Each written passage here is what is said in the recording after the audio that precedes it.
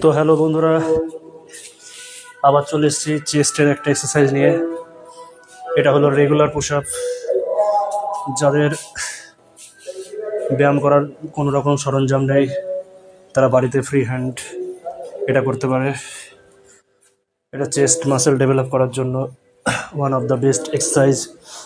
তো আমি পরপর 50টা দেওয়ার চেষ্টা করেছিলাম, কিন্তু মাঝপথে থেমে যেতে হয়েছিল।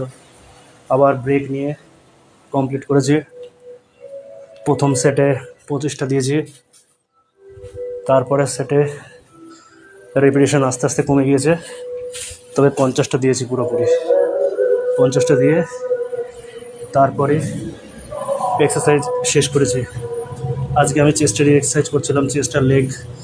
তো ভাবলাম ব্যায়াম শেষ করার পর পুশ আপ মেরে দেখা যাক কতক্ষণ টাইম লাগে। তো আপনারা দেখতেই পাচ্ছেন কতক্ষণ টাইম লেগেছে। তবে আমি ট্রাই করবো আরও কম সময়ের মধ্যে 50টা পুশ আপ কমপ্লিট করার। আপনারাও এই চেষ্টা করে দেখতে পারেন যে কতক্ষণ লাগছে। তো একবারে দিতে পারছিলাম না বলে থামতে হয়েছে, তাও চেষ্টা করেছি ঠিকঠাক ফর্ম বজায় রেখে করার, যেটা জরুরি।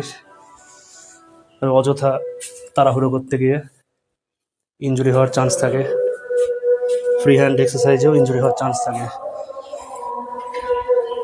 সেটা যাতে না হয় তার জন্য ধীরে ধীরে ব্যায়ামটা করার চেষ্টা করেছি। তো এই দেখুন, যখন নামছি তখন শ্বাস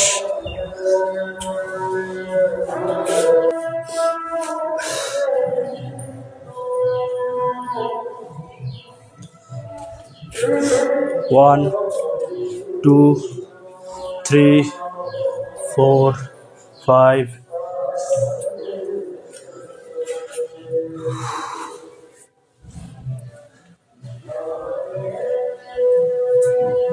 6 7 8 9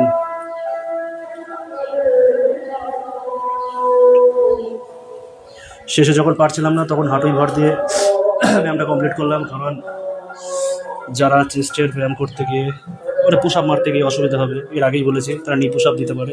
তবে নিজেও সেটাই করছিলাম। নি পুশ আপের দ্বারা 50টা পুশ আপ কমপ্লিট করলাম। ভিডিওটা ভালো লাগলে লাইক করবেন।